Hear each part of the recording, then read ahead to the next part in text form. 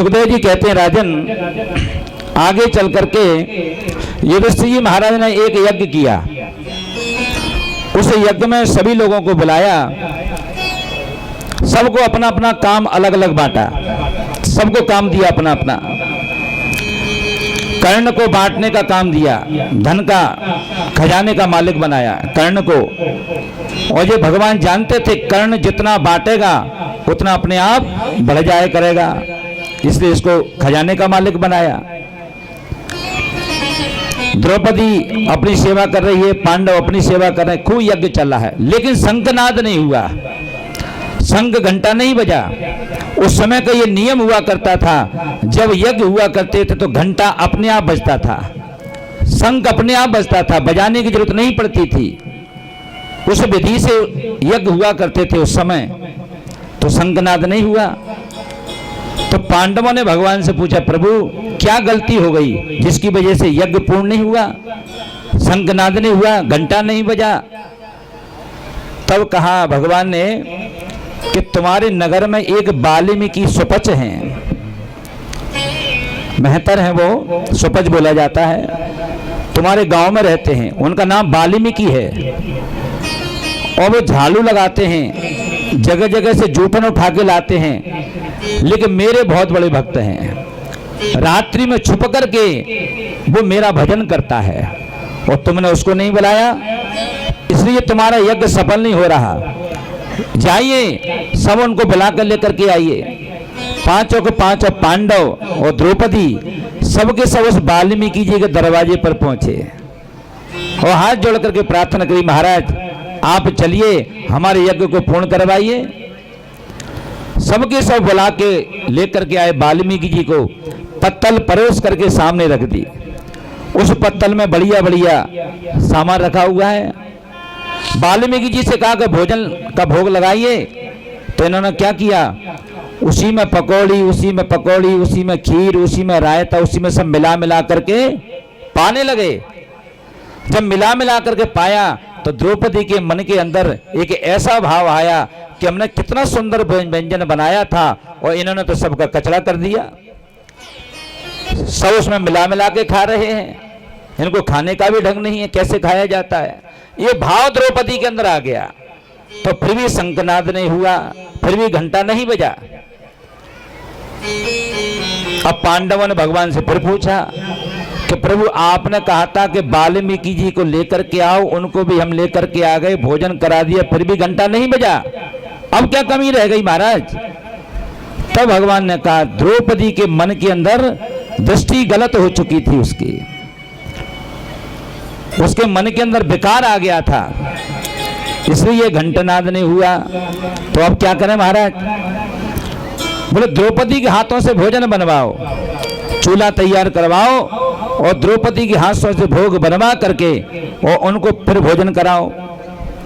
बढ़िया सुंदर चौका लगा करके द्रौपदी जी ने अपने हाथ से भोजन बनाया और सामने लेकर के वाल्मीकि महाराज को बैठाला, जो सुपच हैं, और हाथ जोड़ करके बैठी, मन में ये प्रार्थना कर रही है कि ये कोई वाल्मीकि ये भोजन नहीं पा रहे, ये तो साक्षात मेरे भगवान भोजन पा रहे हैं। जब ऐसा भाव उनके मन में आया, उसी समय घंटा बज गया, शंखनाद हो गया और जय जयकार हो गया। बोले बांके बिहारी लाल की जय हो। उसी सभा की बात है ये, अग्र पूजा की बात आई उसी यज्ञ में कि अग्र पूजा किसकी होना चाहिए। उसी यज्ञ में शिशुपाल आया हुआ था। हेलो हेलो, उसी यज्ञ में शिशुपाल आया हुआ था, और जब अग्र की बात आई कि अग्र पूजा किसकी होना चाहिए, प्रधान देवता कौन होना चाहिए हमारा, तो सभी पांडव बोले हमारे प्रधान देवता भगवान श्री कृष्ण हैं, उनकी पूजा हम करेंगे। तो बगल में शिशुपाल खड़ा था, आवाज बढ़ाओ, बगल में शिशुपाल खड़ा हुआ था। शिशुपाल बोला कि ये न तो इसके पिताजी का पता, न इसकी माता का पता, और हम इसकी पूजा करेंगे। लगा गालियां देने शिशुपाल, एक गाली हो गई, 10 गाली हो गई, 50 हो गई, 60 हो गई, 70 हो गई, 80 हो गई, 90 हो गई, 99 हो गई और 100 हो गई। अब भगवान ने कहा शिशुपाल इससे आगे अब मत जाना, 100 गाली हो गई और 100 गालियां हमने तुम्हारी माफ की हैं। शिशुपाल की माता एक बार बचपन में इसको लेकर के आई थी, तो खेल रहे थे दोनों बच्चे, उद्यम कर रहे थे। भगवान भी छोटे थे, शिशुपाल भी छोटा था, इनकी बुआ का लड़का है। तो इनकी बुआ ने भगवान से कहा बेटा श्री कृष्ण, ये शिशुपाल बहुत उद्यमी हैं, बचपन से उद्यमी हैं, बेटा तुम इसको कभी कोई गलती कर दे तो क्षमा कर देना। तो भगवान ने कहा बुआ मैं इसकी एक गलती नहीं, इसकी मैं 100 गलती माफ करूंगा। क्या भगवान जानते थे कि 100 गलती करेगा? कोई एक बार करेगा, 2 बार करेगा, 10 बार करेगा, 100 बार थोड़ी करेगा। लेकिन इसने लगातार गालियां देने लगा, तब भगवान ने कहा बुआ मैं इसकी 100 गलती माफ करूंगा, लेकिन 100 के बाद आगे फिर नहीं करूंगा। बुआ ने सोचा ठीक है, और वही हुआ।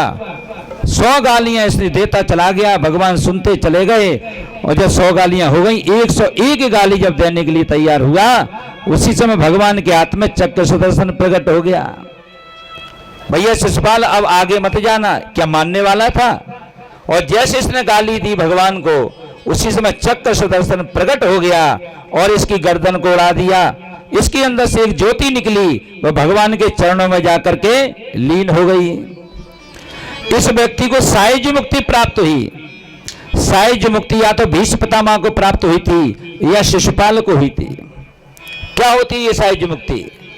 सायुज्य मुक्ति माने जो ज्योति निकल करके भगवान तक पहुंच जाए उसको कहते हैं सायुज्य मुक्ति। तो जो भीष्म पितामह को मिली और वही शिशुपाल को मिली। कारण क्या है कि प्रेमी एक बार अपने प्रेमी को भूल सकता है। जो आदमी एक दूसरे से प्रेम करते हैं वो एक दूसरे को भूल सकते हैं, लेकिन दुश्मन एक दूसरे को नहीं भूल सकता। तो ये भगवान को द्वेष से भजता था। कंस ने भगवान को भय से भजा। कंस को जब नारद जी ने बताया कि वो काला काला है, टेढ़ी टांग वाला है, मुरली वाला है, तो जब भी सब्जी बनती है काली घटा छा जाती है, सब्जी में अगर जीरा भी आ जाए तो ये लगता है कि मेरी मौत तो नहीं है। कंस ने भगवान को भय से भजा और शिशुपाल ने भगवान को द्वेष से भजा और गोपियों ने भगवान को प्रेम से भजा। गोपी प्रेम की ध्वजा। एक बार भगवान ने परीक्षा ली गोपियों की और अपनी रानी पटरानियों की, तो देखो कौन किससे कितना प्रेम करता है। तो नारद जी से भगवान ने कहा नारद जी मेरा सहयोग करना, अब गोपियों की और पटरानियों की यहाँ पर परीक्षा होगी कि कौन मुझको ज्यादा चाहती है। बोले हो जा महाराज परीक्षा। क्या हुआ? भगवान ने जानबूझ करके अपने शरीर में भुखार प्रकट कर लिया। पूरा गरम गरम शरीर जल रहा है, तप रहा है। रानियां खड़ी हैं, पटरानियां खड़ी हैं, सबके सब खड़ी हैं। नारद जी ने कहा देवियों एक काम करो, इतनी सारी दवाइयां औषधियां हमने भगवान को पिला दी, गीला कपड़ा धर दिया, सब कुछ कर दिया, लेकिन इनका भुखार नहीं जा रहा। तो तुम एक काम करो, अपने तलवों की धूली को निकालो और भगवान के माथे पे लगा दो तो भगवान स्वस्थ हो जाएंगे। जब ये बात कही तो सारी की सारी पटरानियां बोली क्या हमको नरक में जाना है? अपने तलवों की धूली को हम भगवान के माथे पे लगाएंगे? हम नहीं दे सकते महाराज, मना कर दिया। तो भगवान से नारद जी ने कहा प्रभु इन्होंने तो सबने मना कर दिया, तो एक काम करो तुम वृंदावन चले जाओ, वृंदावन मेरी गोपियां रहती हैं, उनसे जाकर के ये बात कहना। तो नारद जी वीणा उठा करके सीधे वृंदावन पहुंचे। सभी गोपियों ने स्वागत किया, आओ नारद जी महाराज। कैसा ना हुआ? भगवान ने कहा, नारद जी ने कहा मैं इसलिए आया हूं कि हमारे प्रभु इस समय बहुत ज्यादा तबीयत खराब है, उनको बुखार हो गया है, उनका बुखार नहीं उतर रहा। तो प्रभु कोई उपाय नहीं किया? नारद जी उनके लिए कोई उपाय नहीं किया? बोले उपाय तो बहुत किए, लेकिन उनका बुखार जाता ही नहीं। एक उपाय है, नारद जी ने कहा क्या उपाय है? कि तुम अपने तलवों की धूली को निकाल करके मुझे दे दो और मैं उनके माथे पर जाके लगा दूंगा तो वो स्वस्थ हो जाएंगे। गोपियों ने बिगर विचार किए अपने तलवों की धूली को निकाल करके और एक पटके में बांध करके नारद जी महाराज को दे दिया। नारद जी ने कहा, गोपियों क्या कर रही हो? अपने तलवों की धूली को निकाल करके तुम भगवान को के माथे पर लगाने के लिए दे रही हो, तुम नरक में जाओगी। गोपियों ने कहा, महाराज एक जन्म क्या, जन्म जन्म अगर हम नरक में पड़े रहे तो वो हमको मंजूर है, लेकिन भगवान बीमार रहे ये हमको मंजूर नहीं है। पटका में लेकर के नारद जी आए और नारद जी ने जैसे धूल लगाई तो तत्काल भगवान स्वस्थ हो गए, क्योंकि भगवान तो परीक्षा ले रहे थे। तो गोपी प्रेम की ध्वजा, जितना प्रेम गोपियों ने भगवान से किया उतना कोई किसी से अभी तक कर नहीं पाया। अपने ठाकुर जी के लिए गोपियों ने क्या नहीं किया बताइए। प्रेम हो तो ऐसा हो। बोले बाके बिहारी लाल की जय। एक बार महाराष्ट्र में जनाबाई उपले बनाती थी, कंडे, तो इनके कंडे चोरी हो गए। महाराष्ट्र की थी, भगवान का भजन करती थी। जब इनके कंडे चोरी हुए तो उन्होंने आवाज लगा दी, मेरे कंडे चोरी हो गए, मेरे कंडे चोरी हो गए। पूरे गांव में हल्ला मच गया। उसी समय कबीरदास जी महाराज निकल करके चले जा रहे थे। तो कबीरदास जी ने कहा, मैया क्या हो गया? बोले मेरे कंडे चोरी हो गए। सभी गांव वाले इकट्ठे होकर के खड़े हैं। गांव वाले बोले, भैया एक काम करो, एक डलिया की जगह तुम 2 डलिया ले जाओ, 10 डलिया कंडे ले जाओ, लेकिन झगड़ा मत करो। तो एकदम से अकड़ करके बोली कि मेरे ऐसे वैसे कंडे थोड़ी हैं, मेरे साधारण कंडे थोड़ी हैं। तो कैसे हैं? बोले उठा लो और चेक कर लो, अभी पता चल जाएगा। जैसे ही कबीरदास जी महाराज ने उस कंडे को उठा करके अपने कान से लगाया, उसके अंदर एक ही आवाज आ रही थी, विठ्ठला विठ्ठला विठ्ठल भगवान की आवाज आ रही थी। महाराष्ट्र में पूजे जाते हैं, विठ्ठल भगवान की आवाज आ रही थी। कबीरदास जी चरणों में गिर गए कि मैं अपने आप को कितना भजनानंदी मानता था। ये गोबर निर्जीव होता है, कंडे निर्जीव होते हैं, इसने कितना भजन किया होगा कि एक कंडे के अंदर भी भगवान के नाम की आवाज आ रही है। भजन का वो प्रभाव होता है। तो कहने का मेरा सार है, कितने भी सोने की चेनें पहनो, कितने भी सोने की वस्तुएं पहनो, लेकिन आपके गले में एक तुलसी की माला अवश्य होना चाहिए। छोटी सी कंठी आपके गले में तुलसी की अवश्य होना चाहिए, ये ध्यान रखिए। जो लोग तिलक लगाते हैं और जो लोग कंठी पहनते हैं, जो लोग भगवान का भजन करते हैं, इसका बहुत बड़ा प्रभाव है। ये तिलक कोई नाटक नौटंकी के लिए नहीं लगाया जाता। तिलक लगाने का बहुत बड़ा फल है, ये हमारा निशान है और भगवान जानते हैं कि ये मेरा भक्त है। देखिए, अन्यथा नहीं लेना मेरी बात को। संसार में 2 प्रकार के कुत्ते होते हैं, ध्यान देना बात पर। एक तो होते हैं पालतू और एक होते हैं फालतू। जब ऊपर से भगवान के पार्षद जब आते हैं तो वो नीचे ये देखते हैं कि कौन पालतू है और कौन फालतू हैं, और जो फालतू हैं उनको वो उठा करके ले जाते हैं। और जो पालतू हैं, पालतू माने जिन्होंने दीक्षा ले रखी है, जिन्होंने कंठी झोली ले रखी है, जिन्होंने चंदन लगा रखा है, तो ये पालतू हैं। और जिन्होंने दीक्षा नहीं ली और जो ऐसे ही घूम रहे हैं, उनको कोई मतलब ही नहीं, वो फालतू हैं। ऐसे फालतू को लेकर के भगवान के पास पहुंचा देते, नरक में डाल देते। इसलिए हमारे जीवन में एक कंठी की माला अवश्य होना चाहिए। तो तुलसीदास जी कह रहे हैं, कबीरा कुत्ता राम का और मोतिया मेरा नाम, और गले बांध के जेवरी और जित चाहो ले जाओ। हरि शरणम भगवान का नाम, राम नाम, राधे नाम जो बन जाए सो लेते रहो, शुभ कर्म करते रहो। सब्जी में सारी चीजें हमने बढ़िया डाल दी, बढ़िया तड़का लगाया, बढ़िया मिर्ची डाल दी, बढ़िया गरम मसाला डाल दिया, लेकिन नमक डालना भूल गए। तो जैसे बिना नमक के वो सब्जी व्यर्थ हो सकती है, ऐसी बिना भक्ति के ये शरीर भी बेकार है, किसी काम का नहीं। बोले बाकी बिहारी लाल की कहो कहाँ लगे नाम बड़ाई, और राम न सके नाम गुण गाई। भगवान के नाम में बहुत बड़ी शक्ति है। जिस समय सेतु बन रहा था, राम रावण का युद्ध होने वाला था, तो सारे के सारे बंदर बड़े बड़े पत्थर लेकर के डाल रहे थे और सारे के सारे पत्थर तैर रहे थे। राम जी एक तरफ चुपचाप बैठे हुए थे। राम जी ने सोचा हम भी कुछ काम कर लें।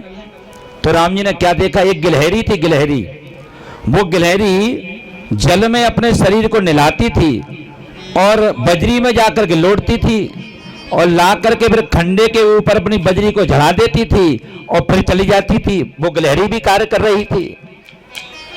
तो राम जी ने देखा कि गिलहरी भी अपना कार्य कर रही है, बंदर भी अपना कार्य कर रहे हैं, हनुमान जी भी अपना कार्य कर रहे हैं, तो मैं कुछ ना कुछ क्यों ना करूं। तो राम जी ने क्या किया, धीरे से एक छोटा सा पत्थर उठाया कि मैं भी डाल दूं, जब सब काम कर रहे हैं तो।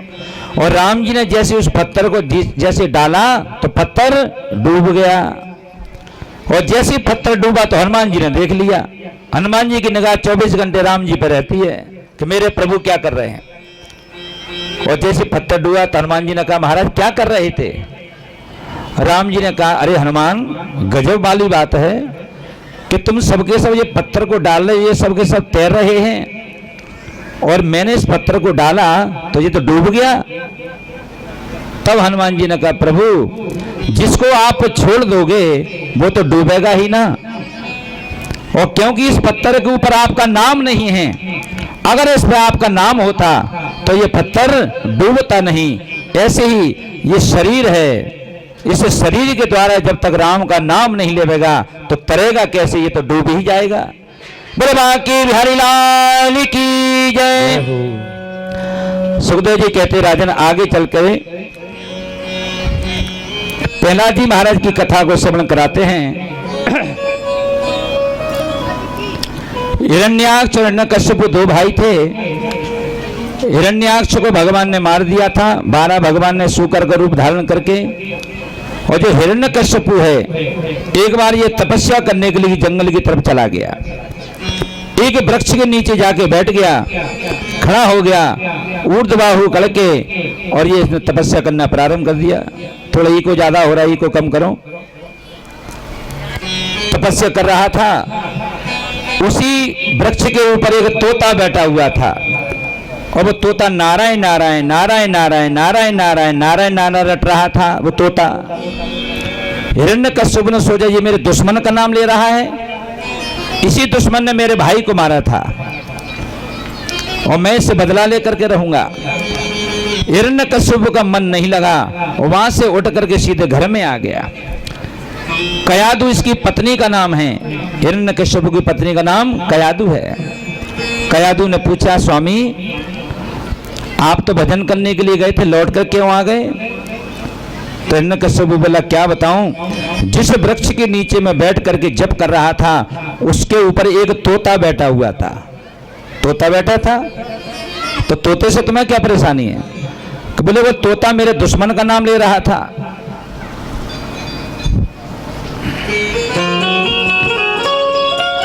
बोले वृंदावन बिहारी लाल की जय।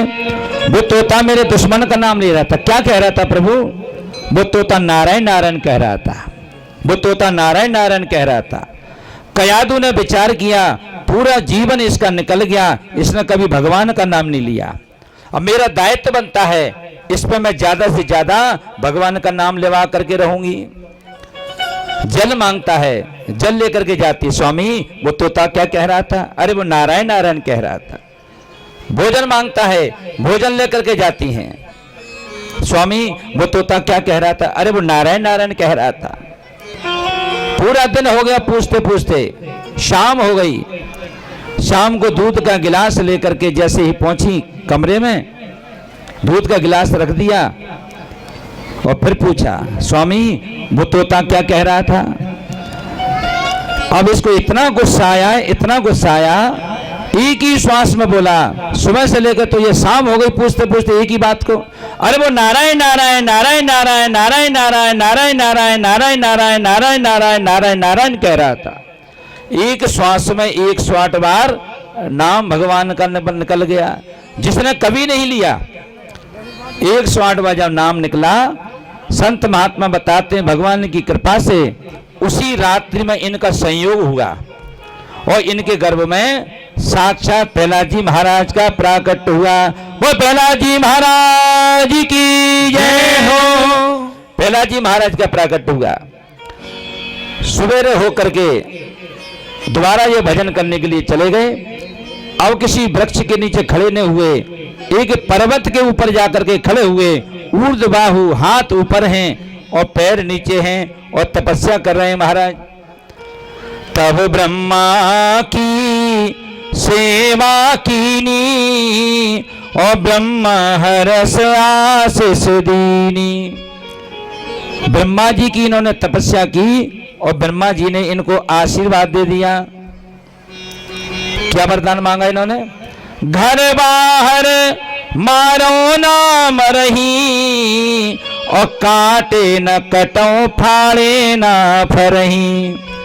न मैं घर में मरूं, न बाहर मरूं, न ऊपर मरूं, न नीचे मरूं, न जीव से मरूं, न निर्जीव से मरूं, न किसी नर से मरूं, न पशु से मरूं, न सृष्टि में जो 12 महीने उसमें नहीं मरूं। ब्रह्मा जी ने कहा तथास्तु, जो जो वरदान तुमने मांगे हैं उन वरदानों में तुमको कोई नहीं मार सकता, ये मेरा आशीर्वाद है। ठीक है महाराज। अस्त्र शस्त्र व्यापे नहीं सीसा, नहीं लागे आयुध छतीसा। वरदान पा करके अपने नगर में चला आया। न हो तव्यम न दातव्यम, न कोई हवन करेगा, न कोई दान करेगा, न कोई पुण्य करेगा, न कोई कुछ करेगा, सब बंद करा दिया। स्वयं भगवान बन करके बैठ गया ये हिरण्यकश्यपु। भगवान की लीला देखिए। कालांतर में धीरे धीरे आकर के समय आया और कयादु के द्वारा भक्त प्रहलाद ने जन्म ले लिया। वो प्रहलाद जी महाराज की जय हो। जयकारे में आनंद नहीं आ रहा, जोर से लगाइए। बोले भक्त प्रहलाद की जय। जय जय श्री राधे। बोले हिंगलाज मैया की जय हो। इस प्रकार से महाराज प्रहलाद जी महाराज प्रकट हुए। थोड़े से बड़े हुए, पढ़ने के लिए विद्यालय में जाकर के भेज दिया। इनके गुरु हैं संडामर्क। गुरुजी को बुलाया और गुरुजी से कहा, गुरुजी इस बच्चे को ऐसी कूटनीतियां सिखाना, सारे उल्टे सीधे कर्म सिखाना, कोई अच्छी बात मत सिखाना इसको। ठीक है महाराज। विद्यालय में हमारे प्रहलाद जी पढ़ते हैं। एक दिन की बात, इनके पिताजी ने प्रहलाद जी महाराज को बुलाया। प्रहलाद इधर आ बेटा। जी पिताजी। बता तुम्हारे गुरुजी ने तुमको क्या शिक्षा दी है, क्या पढ़ाया है? प्रहलाद जी ने कहा, गुरुदेव ने मुझे जो पढ़ाया पिताजी वो तो मैं जानता नहीं, लेकिन मैं इतना जानता हूं कि भक्ति 9 प्रकार की होती है। श्रवणम कीर्तनम विष्णु स्मरणम पाद सेवनम अर्चनम वंदनम दास सक आत्मनिवेदनम। पिताजी 9 प्रकार की भक्ति होती है। अब जैसे ही पिताजी ने सुना कि भक्ति 9 प्रकार की होती है तो गुरुजी से कहा, गुरुजी आपने इसको क्या पढ़ा दिया? तो गुरुजी बोले, महाराज मैं स्वयं नहीं जानता कि भक्ति कितने प्रकार की होती है। मुझे तो ऐसा लगता है कि जैसे पढ़ाया आया है, मैंने नहीं पढ़ाया। क्योंकि जब ये गर्भ में था उस समय नारद जी सत्संग कराने के लिए जाया करते थे तो सुनाते थे कयादु को और सुनता था गर्भ का बालक। श्रवणम कीर्तनम विष्णु स्मरणम पाद सेवनम अर्चनम वंदनम दास सके आत्मनिवेदनम। तो सबसे पहली भक्ति है श्रवणम। जहां भी कथा हो, यज्ञ हो, हमको वहां जाना चाहिए। 2 मिनट का समय है, 10 मिनट का समय है, जितना समय है हमको वहां जाना चाहिए। क्यों? पहली भक्ति श्रवण है, भगवान की कथाओं को सुनना चाहिए। श्रवणम कीर्तनम। दूसरी भक्ति है कीर्तन। सुबह शाम अपने घर में ज्यादा नहीं तो 10 मिनट 15 मिनट राम धुन करना चाहिए, जय श्री कृष्णा की धुन करना चाहिए। दूसरी भक्ति है कीर्तन। आपके गांव तो कितना भाग्यशाली है। सवेरे हमारे 4 बजे उठ करके 4:30 बजे और पूरे गांव की परिक्रमा लगती है, सीताराम सीताराम सीताराम, सोई नींद खुल जाती है पूरे गांव में। तो दूसरी भक्ति है कीर्तन करना, श्रवणम कीर्तनम विष्णु। और तीसरी भक्ति है भगवान की सेवा। छोटे से ठाकुर जी अपने घर में रखिए और ठाकुर जी को सुबह उठा करके नहलाइए, दूध से, दही से, शहद से, घी से, शक्कर से, बढ़िया। और कुछ नहीं बनता तो जल से नहला दीजिए। महीने में एक बार तो कम से कम भगवान का दूध, दही से, शहद से अभिषेक होना चाहिए। रोज भले ही जल से नहला दो, लेकिन महीने में कम से कम एक बार तो जरूर ठाकुर जी का स्नान पंचामृत से होना चाहिए। बढ़िया सुंदर कपड़े धराओ, बढ़िया अपरना धराओ, बढ़िया तिलक लगाओ, बढ़िया उनका भोग लगाओ। और जो हम पहनते हैं ऐसे हम भगवान के लिए भी लेकर के आए। बाहर दिल्ली बंबई घूमने के लिए गए, अपने लिए बढ़िया बढ़िया साड़ियां, बढ़िया बढ़िया कपड़े, बढ़िया बढ़िया सोना चांदी। और जो घर के मालिक हैं उनके लिए ऐसी जगह हमने बहुत सी जगह देखी है, बढ़िया मार्बल का मकान बना है, बढ़िया व्यवस्था है, अपने लिए बढ़िया डल्लब के गद्दे। और ठाकुर जी जीने के नीचे बैठे हैं छोटी सी अलमारी में, और 2 रेवड़ी चढ़ी हुई हैं उन पे बस। और जो हमको सब कुछ दे रहे हैं उन्हीं की व्यवस्था ही सही नहीं है। इसलिए अपने मालिक का ध्यान रखिए कि हम तो उनके चाकर हैं, ऐसा भाव रखिए कि ये हमारे मालिक हैं, हम तो इनके चाकर हैं। ऐसा भाव रखेंगे तो भगवान आप पर निश्चित कृपा करेंगे। तो तीसरी भक्ति है भगवान की सेवा, स्मरणम पाद सेवनम। भगवान का स्मरण करें। रात्रि में जब हम सोने के लिए जाते हैं तो आज हमने क्या क्या कथाएं सुनी, आज भागवत में हमने और कौन सी अच्छी बात सुनी, उनका हमको स्मरण करना चाहिए रात्रि में सोने से पहले, तो वो पुष्ट हो जाती हैं। उन बातें पर हम कभी भूल नहीं पाएंगे। श्रवणम कीर्तनम विष्णु स्मरणम पाद सेवनम अर्चनम वंदनम दास सक आत्मनिवेदनम। और अंत में भक्ति है आत्मनिवेदन।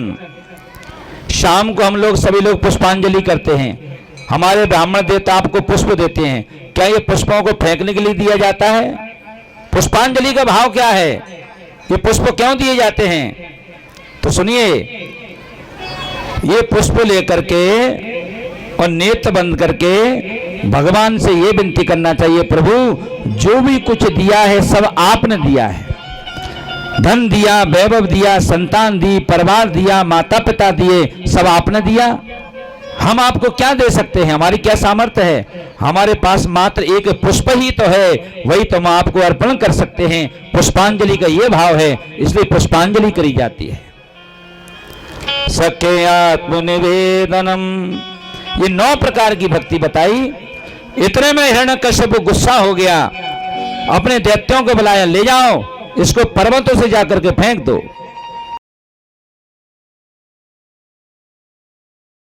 जहर फिरवाया गया, लेकिन प्रहलाद का बाल भागा नहीं हुआ, क्योंकि हरि शरणम हरि शरणम हरि शरणम हरि शरणम हरि शरणम हरि शरणम हरि शरणम हरि शरणम हरि शरणम हरि शरणम हरि शरणम हरि शरणम हरि शरणम हरि शरणम हरि शरणम। प्रेमियों प्रेम से बोलो हरि शरणम हरि शरणम। प्रेमियों प्रेम हरि शरणम हरि शरणम। प्रेमियों प्रेम से बोलो हरि शरणम हरि शरणम। प्रेमियों प्रेम से बोलो हरि शरणम हरि शरणम। तालियों के साथ करते हुए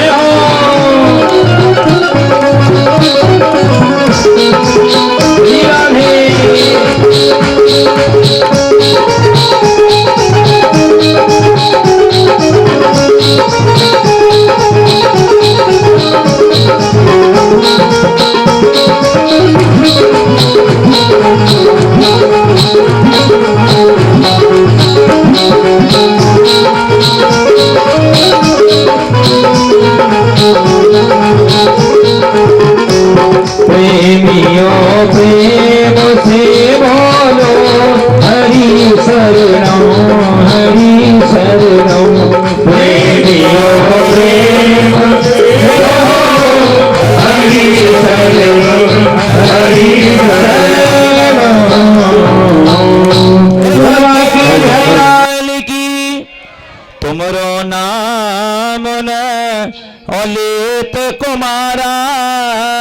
राम कृष्ण सो करे व्यवहारा। भगवान का नाम लेते रहते हैं 24 घंटे। और कैसी भक्ति करते हैं? गुप्त भक्ति जाके हित होई, और अन्यथा जान न कोई। भजन हमेशा छुप करके होता है, भोजन हमेशा छुप करके होता है, और स्त्री भी हमेशा छुप करके मर्यादा में रहने वाली होती है तो उसकी इज्जत होती है। इसी प्रकार से हमारे हनुमान जी महाराज भी भक्ति किया करते थे। जैसे प्रहलाद जी करते थे वैसे हनुमान जी भी करते थे। आइए, जब हनुमान जी की बात चली है तो एक छोटा सा हनुमान जी के भजन, उसके बाद आगे कथा बढ़ाएंगे।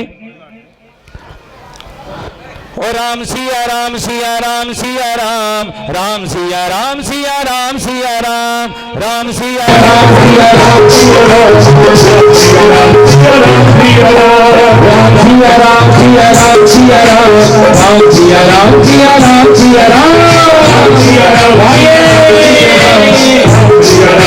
राम सिया राम। दुनिया चले श्री राम के बिना, दुनिया चले श्री राम के बिना, राम भी चले हनुमान के बिना। दुनिया चले श्री राम के बिना, राम भी चले हनुमान के बिना, राम भी चले हनुमान के बिना, राम भी चले हनुमान के बिना, राम भी चले हनुमान के बिना, राम भी चले हनुमान के बिना। दुनिया चले श्री राम के बिना, दुनिया चले श्री राम के बिना, राम भी चले हनुमान के बिना। दुनिया चले श्री राम के बिना, राम भी चले हनुमान के बिना। हो जय हो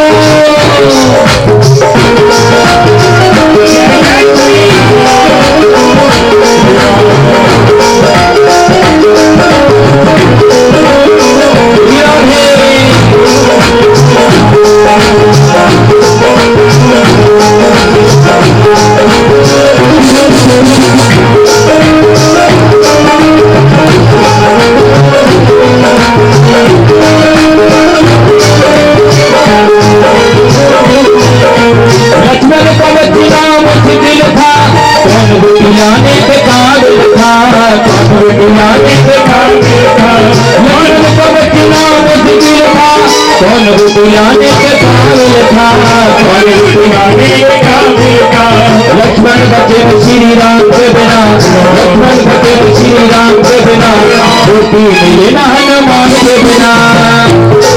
श्री राम के बिना, हनुमान के बिना। सिया राम सिया राम सिया राम, राम सिया राम सिया राम सिया राम, सिया राम सिया राम सिया राम सिया राम।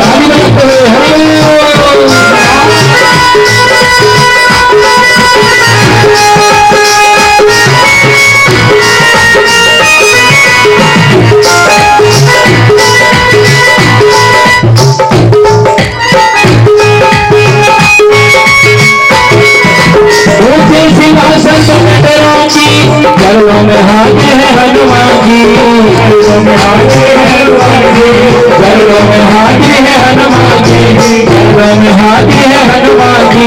सोचे सिंहासन में बैठेंगी, चरणों में हाजिर है हनुमान जी, चरणों में हाजिर है हनुमान जी, चरणों में हाजिर है हनुमान जी।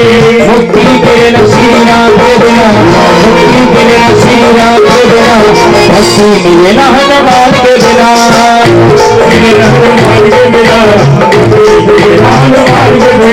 राम सिया राम सिया राम सिया राम, राम सिया राम सिया राम सिया राम, सिया राम सिया राम सिया राम, राम सिया राम सिया राम, राम सिया राम सिया राम सिया राम, राम सिया राम सिया राम सिया राम।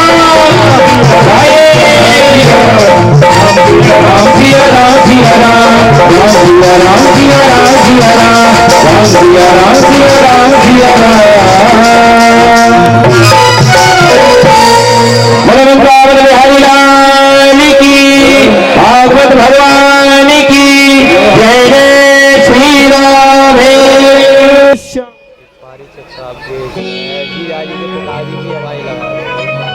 ये बोल रहे हैं, ये बोल रहे हैं पंडित।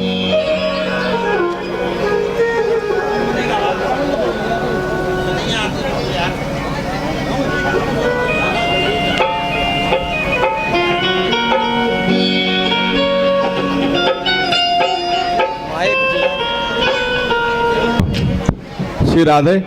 बोलिए वृंदावन बिहारी लाल की जय। हमारे जो पारिषद जी राजा राम कुशवाहा जी, उनके जीजा जी अरुपुरा वाले और पिताजी सुगर सिंह कुशवाहा जी स्वागत करने के लिए आए हैं। व्यास जी का, भागवत जी का, सभी लोग ताली बजा करके उनका स्वागत करें। जय हो।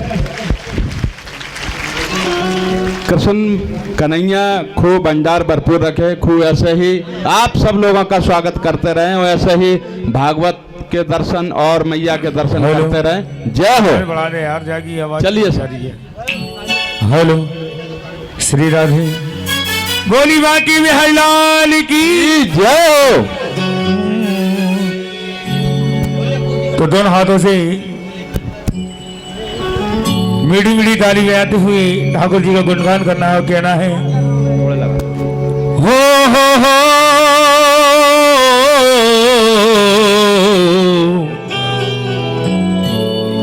हो हो हो के कन्हैया मेरा एक छोटा सा एक काम कर दे, अपनी बेनाम सी मोहब्बत को मेरे नाम कर दे। कि मेरे प्यारे तू मुझ पर इतना एहसान कर दे, कि मेरे प्यारे तू मुझ पर इतना एहसान कर दे। किसी दिन सुबह को मिल मेरी जिंदगी की शाम कर दे। अगर ठाकुर जी ने अगर दोनों हाथ दिए हैं तो दोनों हाथ ऊपर उठाकर एक दिल को दिए जरा देख इस कैमरे से तो बच जाओगे, मगर इस कैमरे से नहीं बचोगे। ठाकुर जी सबको देख रहे हैं तो दोनों हाथों से मेरी मेरी गाड़ी ना दोगे। काली कमली वाला मेरा यार है, काली कमली वाला मेरा यार है, मेरे का